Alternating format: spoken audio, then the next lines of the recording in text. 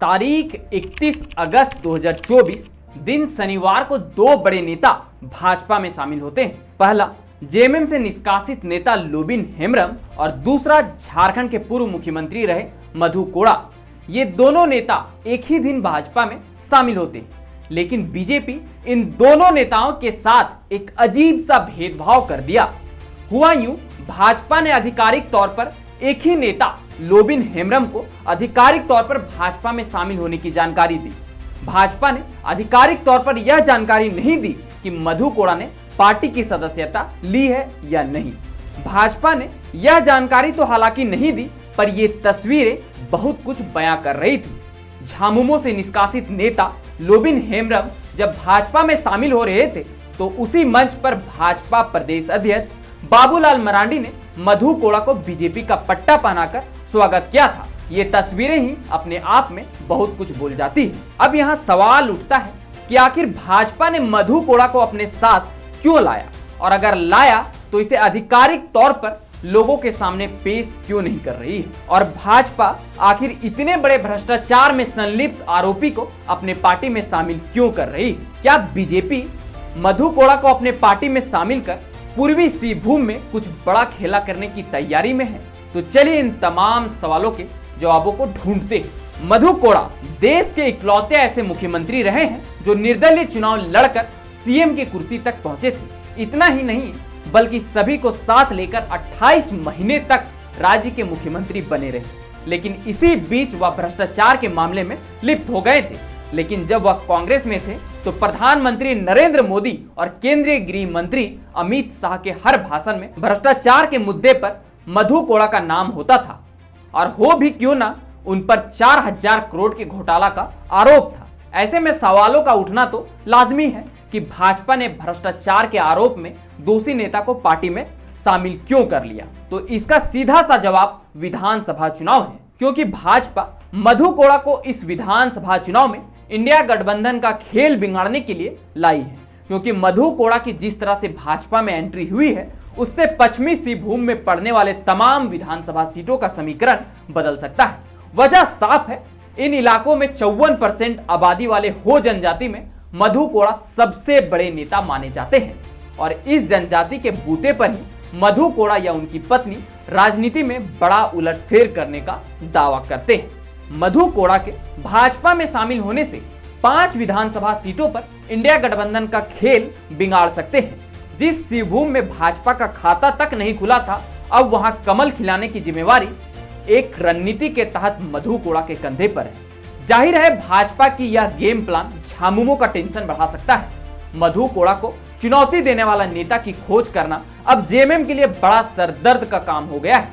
इससे इनकार तो कतई नहीं किया जा सकता है। कुल्हान के इस इलाके में जातिगत समीकरण का एक बड़ा फैक्टर है, या यूं कहें हो भाषा बोलने वाले के बीच मधु कोड़ा बड़ा गुल खिला सकते हैं। इसके अंदाजा इस बात से लगाई जा सकती है कि मधु कोड़ा देश के इकलौते ऐसे मुख्यमंत्री रहे जो निर्दलीय चुनाव लड़कर सीएम की कुर्सी तक पहुंच गए। इतना ही नहीं बल्कि सभी को एक साथ लेकर 28 महीनों तक राज्य के मुख्यमंत्री बने रहे। इससे अंदाजा लगाया जा सकता है कि मधु के पास नेतृत्व की क्षमता कैसी है, क्योंकि 28 महीने तक 41 विधायकों का साथ बनाए रखना किसी चुनौती से कम नहीं था। लेकिन मधु कोड़ा के सरकार के कार्यकाल में कई घोटाले के भी आरोप लगे। इन सबके बावजूद भी मधु कोड़ा की लोकप्रियता पूर्वी सिंहभूम में कम नहीं हुई। सीएम पद से हटने के बाद निर्दलीय लोकसभा का चुनाव जीत गए, लेकिन बदले हालात और कई चुनौतियों की वजह से मधु कोड़ा ने अपनी पत्नी को चुनावी दंगल में उतार दिया और 2014 के लोकसभा चुनाव में कांग्रेस के टिकट पर गीता कोड़ा को जिताकर सदन भेजने का काम किया।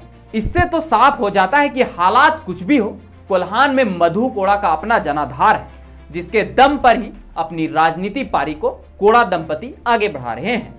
इसके पीछे की सबसे बड़ी वजह है मधु कोड़ा का हो जाति से आना, क्योंकि हो जाति में इनके बराबरी का कोई नेता सिंहभूम में नहीं है। यही फैक्टर मधु कोड़ा का एक इशारा पूरे वोट का समीकरण बदल कर रख देता है। यही वजह रही है कि पश्चिमी सिंहभूम के 5 विधानसभा सीटों पर 2019 के विधानसभा चुनाव में 4 जेएमएम और 1 कांग्रेस ने जीत हासिल किया था।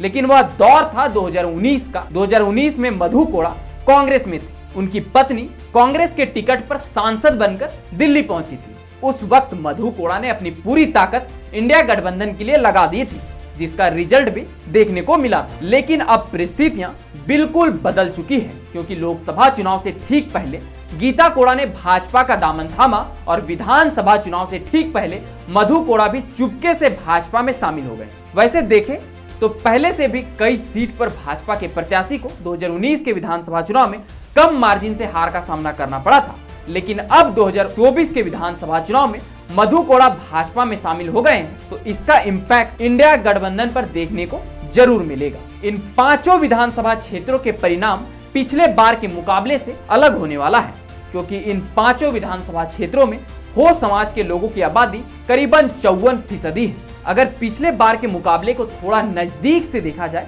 तो चाईबासा विधानसभा सीट पर झारखंड मुक्ति मोर्चा के दीपक बिरुआ को 69,750 वोट मिले थे, जबकि भाजपा उम्मीदवार को 45,326 वोट मिले थे। मझीगांव विधानसभा में अंतर थोड़ा ज्यादा था, झामुमो को 67,750 वोट मिला था, तो भाजपा को सिर्फ 20,558 वोट ही मिले थे। इसके अलावा जगन्नाथपुर में कांग्रेस उम्मीदवार 32,449 वोट लाकर जीत का माला पहना था, तो वहीं भाजपा मात्र 16,000 वोटों में सिमट कर रह गई थी। इसी तरह मनोहरपुर में भी जेएमएम 50,945 वोट लाई थी, तो भाजपा 32,926 तक ही पहुंच पाई। वहीं चक्रधरपुर में जेएमएम 45,832 वोट लाकर जीत दर्ज किया, लेकिन यहां भी भाजपा पीछे रह गई। भाजपा 31,598 वोट लाकर दूसरे नंबर पर रही थी। इन 5 विधानसभा सीटों में बीजेपी हार गई थी, लेकिन इस हार के पीछे की वजह बाबूलाल मरांडी की पार्टी जेवीएम और सुदेश महतो की पार्टी आजसू रही थी, क्योंकि 2019 के विधानसभा चुनाव में यह तीनों पार्टियां अलग चुनाव लड़ी थी, जिसका सीधा फायदा इंडिया गठबंधन को मिला था। लेकिन अब परिस्थितियां पूरी बदल चुकी है। अब मधु कोड़ा भाजपा में आ गए हैं और जेवीएम का भाजपा में विलय हो गया है। और रही बात आजसू की, तो वह भाजपा के साथ गठबंधन में रहकर चुनाव लड़ेगी।